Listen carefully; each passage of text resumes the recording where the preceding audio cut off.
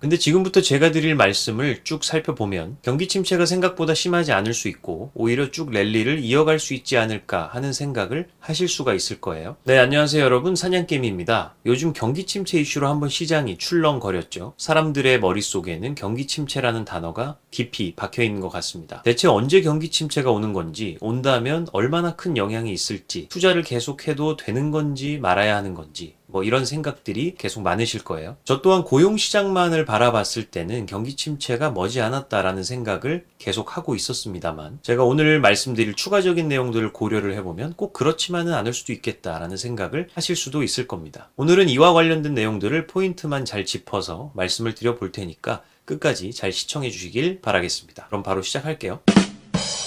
자, 먼저 제가 경기 침체가 올 수도 있을 거라고 생각했던 근거들부터 4가지 한번 말씀드려 보겠습니다. 첫 번째는 샴의 법칙이죠. 이 지표를 고안해낸 분의 이름이 클라우디아 샴이어서 샴의 법칙입니다. 최근 3개월 실업률의 평균값이 직전 12개월간의 3개월 평균 최저값 대비 0.5% 이상 올라갔을 때부터가 경기 침체의 시작이라고 보는 지표인데요. 가장 최근인 24년 7월에 발표된 실업률로 계산을 해보면 현재 이 지표는 0.53이 나옵니다. 경기 침체 시작 신호가 이번 7월을 기점으로 발동을 한 거죠. 자, 두 번째는 임시직 서비스 취업자 수인데요. 이 취업자 수도 계속해서 감소 중입니다. 지금까지 역사를 살펴보면 경기 침체가 오기 전부터 이 지표가 먼저 꺾여 내려갔음을 알 수가 있죠. 파란 선을 보시면 되고요. 물론 빨간 선인 실업률은 그와 반대로 경기 침체 전에 바닥을 찍고 슬슬 이렇게 올라오는 모양새이지만 좀 더 민감하게 경기에 반응하는 것이 바로 이 임시직 서비스 취업자 수입니다. 아무래도 경기가 안 좋아지다 보면 정규직보다는 임시직이 더 큰 영향을 받을 테니까요. 자, 그리고 세 번째, 영구 해고자 수와 임시 해고자 수도 함께 늘어나고 있는 추세입니다. 실업률이 가장 낮았던 23년 1월을 기점으로 살펴보면 그때 당시에 빨간 선인 영구 해고자 수는 180만 명이었고요. 현재는 243만 명가량으로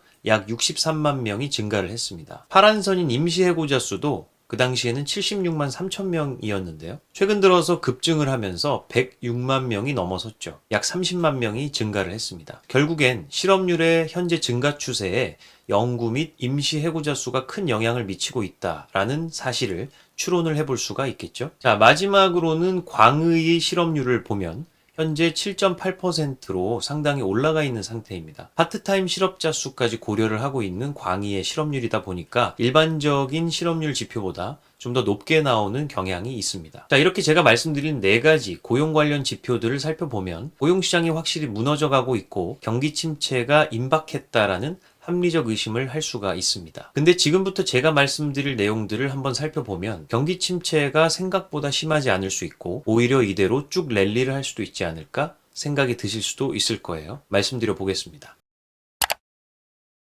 8월 15일 밤 9시 30분에 미국의 소매 판매 지표가 발표가 됐습니다. 발표치는 전월 대비 1% 상승한 것으로 나왔는데 컨센서스는 0.3%였습니다. 엄청난 서프라이즈였죠. 자, 왜 이렇게 서프라이즈가 나왔는지를 살펴보면 우선 자동차 판매에서 3.6% 상승으로 비중이 가장 컸고요. 그 다음이 전자기기 및 가전제품이 1.6%로 상승이 컸습니다. 이것들을 보통 우리가 내구재라고 하죠. 한 번 사면 꽤 오래 쓰기도 하고 가격대가 그렇게 만만치 않은 것들을 의미를 합니다. 따라서 소비 측면에서 보면 아직 미국 경기가 괜찮구나라는 생각을 안 할 수가 없습니다. 현재 미국 GDP에서 소비가 차지하는 비중이 대략 68%에서 70%라고 하는데요. 소비 주도형 경제 구조를 가진 나라가 바로 미국이죠. 근데 그런 미국에서 소비가 탄탄하다? 네, 단적으로 말하면 GDP에서 7할은 괜찮다라고 표현을 해볼 수도 있겠죠. 자, 그럼 왜 이렇게 소비가 강할 수가 있는가?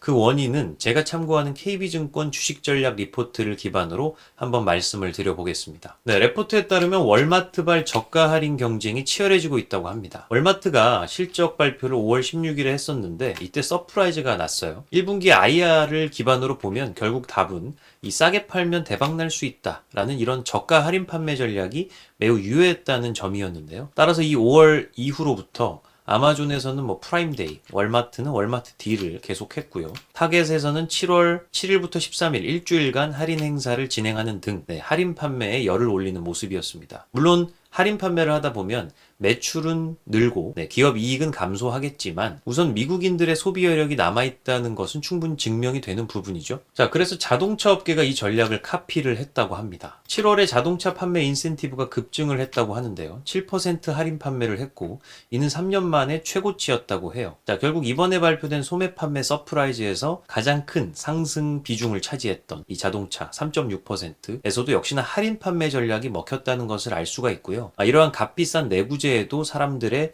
지갑이 열렸다는 것을 증명을 해주죠. 자, 결국 이 리포트를 요약을 해보면 이렇게 소비가 탄탄한 미국 경제가 어떻게 침체가 될 수 있겠냐는 것인데요. 여기에 추가적으로 생각해 볼 수 있는 근거들을 몇 가지를 말씀드려 보겠습니다. 자, 현재는 아시다시피 AI 투자 붐이 일어나고 있습니다. M7을 필두로 해서 엄청난 AI 투자 비용 경쟁이 시작이 되고 있죠. 이 GDP를 구성하는 요소에는 말씀드렸던 소비뿐만 아니라 투자도 포함이 됩니다. 결국엔 기업이 투자를 계속 늘리고 있다는 소리는 그만큼 필요한 인력들도 더 고용을 해야 하는 것이고요. 미래의 성장 동력을 마련을 해서 경기의 전체적인 캐파를 키울 수가 있다는 점에서 매우 중요하죠. 자, 근데 아직까지는 이러한 AI 경쟁이 시작 단계이기 때문에 이러한 투자가 점점 꺾여 내려가고 주가 밸류에이션에 악영향을 미치는 상황이 온 것은 아니라고 보는 거죠. 자, 이 그래프에서 현재 S&P 500과 코스피의 12개월 선행 EPS를 보시면 22년 6월을 기점으로 잠시 꺾여 내려갔다가 다시 가파르게 증가하고 있는 추세죠. 보통 경기 침체라는 것은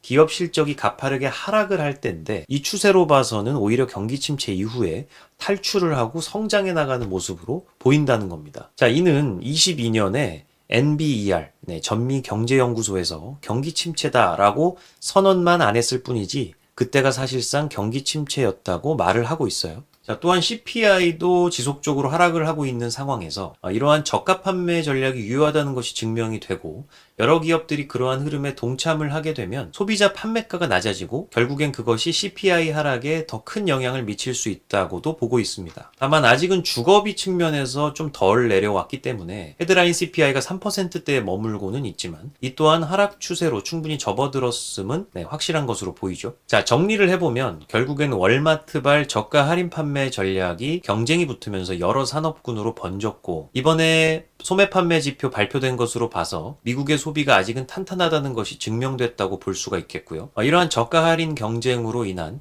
상품가의 하락, 그로 인한 CPI의 추가 하락까지도 생각을 해볼 수가 있는 부분이었습니다. 물가가 앞으로 더 안정이 된다면 연준이 금리 인하 결정을 할 때 고민거리가 많이 덜어지겠죠. 자, 추가적으로는 테크 기업들의 AI 투자비 경쟁으로 인해서 이 GDP에서 차지하는 투자 항목 또한 식을 줄 모르고 가속화되고 있다는 점, 그리고 기업의 실적이라고 볼 수 있는 12개월 선행 EPS가 계속 증가하고 있다는 점 또한 이 시점에 경기 침체를 논한다는 게 조금은 맞지 않다라는 논지였습니다. 자, 결국에 크게 보면 두 가지 요소들이 충돌을 하고 있죠. 고용 측면에서 보면 고용은 악화되고 있으니까 경기 침체가 머지않았다, 임박했다라고 보여주고 있고요. 반면 소비는 탄탄하니까 경기 침체라고 보기는 어렵다. 기업 실적들도 참 괜찮다. 이 두 가지가 충돌을 하고 있습니다. 둘 다 너무 합리적인 근거들이 있고 자료가 있기 때문에 저로서도 참 판단하기가 어려운 상황입니다. 100% 경기 침체가 언제 온다, 얼마나 크게 온다라는 것을 예측하는 전문가들도 잘 없는데 제가 그것을 예측한다는 것은 참 어려운 일이겠고요. 따라서 저는 대응 측면에서 이렇게 앞으로 하려고 합니다. 소비와 기업의 투자 그리고 실적 측면을 생각을 해보면 경기 침체보다는 마일드한 경기 둔화 정도로 끝나고 다시 시장이 랠리를 시작할 수 있다고 볼 수도 있겠고요. 하지만 고용 측면에서 보면 고용이 무너지고 있는 것 또한 확실하기 때문에 금리 인하 시기쯤에 맞춰서 한번 시장이 출렁일 수도 있겠다는 생각도 듭니다. 따라서 저는 현금 비중을 30% 정도는 충분히 가져갈 생각이고요. 나머지 70%만 투자에 집중을 할 생각입니다. 그것보다 과한 현금 비중을 가져가는 것은 만약에 랠리가 계속 지속된다고 가정을 하면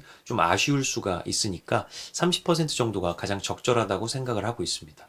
빅 이벤트를 앞두고 있습니다. 9월 19일에 있을 금리 결정 이후로 미국 대선일인 11월 5일까지 상당히 변동성이 커질 것으로 예상이 돼요. 여러분들께서도 제가 오늘 말씀드린 고용과 소비 그리고 기업의 투자와 실적 측면을 종합적으로 고려를 하셔서 앞으로 있을 변동성 장세에 잘 대비해 보시길 바라겠습니다. 이번 영상은 이것으로 마치도록 하겠습니다. 도움되셨다면 구독과 좋아요, 알림 설정 부탁드리겠고요. 지금까지 사냥개미였습니다. 감사합니다.